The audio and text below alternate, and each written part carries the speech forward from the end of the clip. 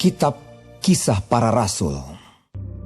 3 hari sesudah tiba di provinsi itu, berangkatlah Festus dari Kaisarea ke Yerusalem.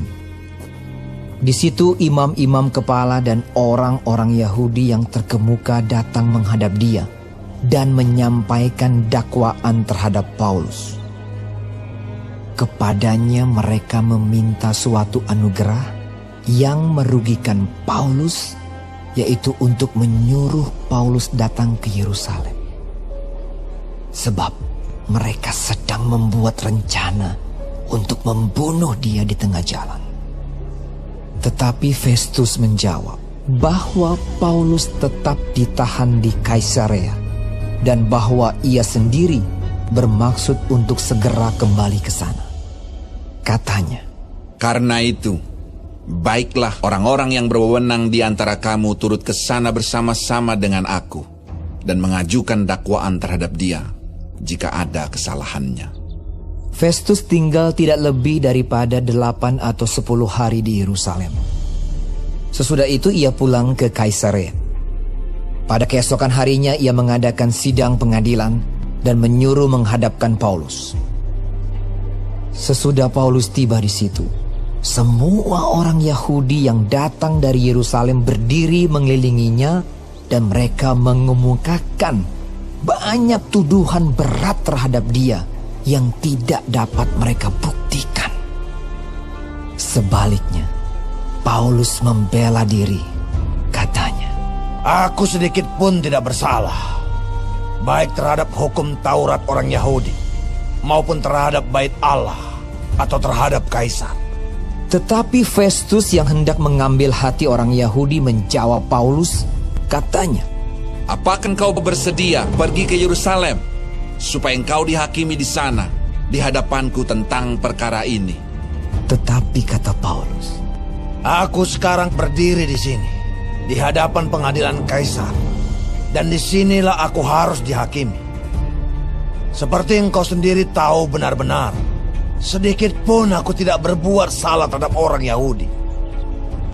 Jadi, jika aku benar-benar bersalah dan berbuat sesuatu kejahatan yang setimpal dengan hukuman mati, aku rela mati. Tetapi, jika apa yang mereka tuduhkan itu terhadap aku ternyata tidak benar, tidak ada seorang pun yang berhak menyerahkan aku sebagai suatu anugerah kepada mereka. Aku naik banding kepada Kaisar." Setelah berunding dengan anggota-anggota pengadilan, Festus menjawab, "Engkau telah naik banding kepada Kaisar, jadi engkau harus pergi menghadap Kaisar." Beberapa hari kemudian datanglah Raja Agripa dengan Bernike ke Kaisarea untuk mengadakan kunjungan kehormatan kepada Festus. Karena mereka beberapa hari lamanya tinggal di situ, Festus memaparkan perkara Paulus kepada raja itu. Katanya, "Di sini ada seorang tahanan yang ditinggalkan Felix pada waktu ia pergi. Ketika aku berada di Yerusalem, imam-imam kepala dan tua-tua orang Yahudi mengajukan dakwaan terhadap orang itu dan meminta supaya ia dihukum. Aku menjawab mereka bahwa bukanlah kebiasaan pada orang-orang Roma untuk menyerahkan seorang terdakwa sebagai suatu anugerah sebelum ia dihadapkan dengan orang-orang yang menuduhnya dan diberi kesempatan untuk membela diri terhadap tuduhan itu. Karena itu mereka turut bersama-sama dengan aku kemari. Pada keesokan harinya, aku segera mengadakan sidang pengadilan dan menyuruh menghadapkan orang itu. Tetapi ketika para pendakwa berdiri di sekelilingnya, mereka tidak mengajukan suatu tuduhan pun tentang perbuatan jahat seperti yang telah aku duga. Tetapi mereka hanya berselisih paham dengan dia tentang soal-soal agama mereka dan tentang seorang bernama Yesus yang sudah mati. Sedangkan Paulus katakan dengan pasti bahwa ia hidup. Karena aku ragu-ragu bagaimana aku harus memeriksa perkara-perkara seperti itu, aku menanyakan apakah ia mau pergi ke Yerusalem supaya perkaranya dihakimi di situ. Tetapi Paulus naik banding. Ia minta supaya ia tinggal dalam tahanan dan menunggu sampai perkaranya diputuskan oleh Kaisar. Karena itu aku menyuruh menahan dia sampai aku dapat mengirim dia kepada Kaisar." Kata Agripa kepada Festus, Aku ingin mendengar orang itu sendiri. Jawab Festus. Besok engkau akan mendengar dia. Pada keesokan harinya, datanglah Agripa dan Bernike dengan segala kebesaran, dan sesudah mereka masuk ruang pengadilan bersama-sama dengan kepala-kepala pasukan dan orang-orang yang terkemuka dari kota itu, Festus memberi perintah supaya Paulus dihadapkan.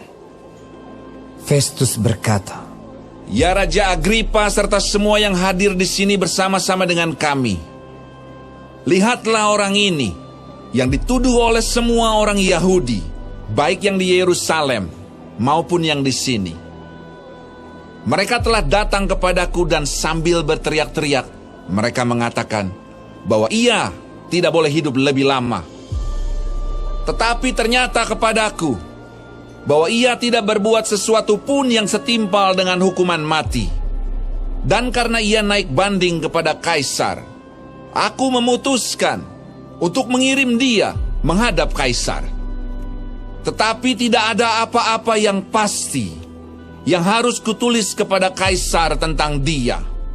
Itulah sebabnya aku menghadapkan dia di sini kepada kamu semua, terutama kepadamu, Raja Agripa, supaya setelah diadakan pemeriksaan, aku dapat menuliskan sesuatu.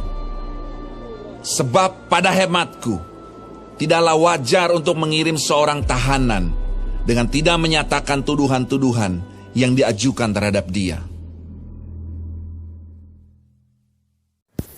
Shalom saudara-saudaraku, puji Tuhan kalau kita masih hidup sampai hari ini dan dapat mempelajari firman Tuhan dari Kisah Para Rasul 25. Tuhan Yesus memberkati. Setelah 2 tahun Paulus dipenjara di Kaisarea, Felix, wali negeri, digantikan oleh Porcius Festus. Baru 3 hari bertugas di Kaisarea, Festus sudah pergi ke Yerusalem untuk bertemu dengan para tokoh masyarakat di sana. Para tokoh masyarakat di Yerusalem segera meminta Festus mengirimkan kembali Paulus ke Yerusalem untuk diadili. Tetapi Festus menolaknya dan mengundang wakil-wakil masyarakat di Yerusalem untuk pergi bersama dengan dia ke Kaisarea dan mengajukan dakwaan di sana. Di Kaisarea, mereka menuduh Paulus melanggar hukum Taurat, mencemarkan bait Allah, dan melawan perintah Kaisar. Semua tuduhan mereka tidak dapat dibuktikan.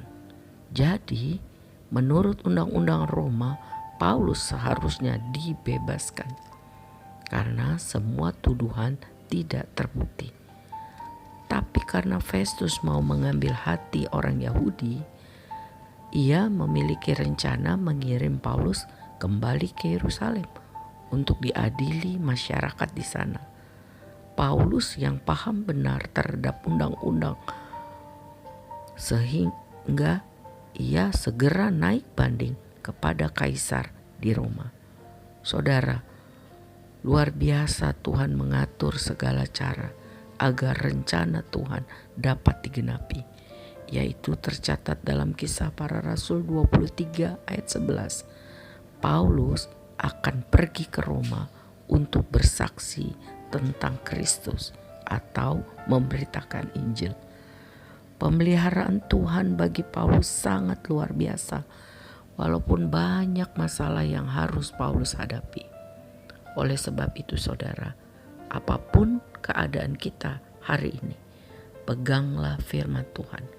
Percayalah dengan sungguh-sungguh Roma 8 ayat 28 dan taatilah bahwa kita tahu bahwa segala sesuatu yang terjadi atas diri kita adalah untuk kebaikan kita jika kita mengasihi Tuhan dan hidup sesuai rencananya.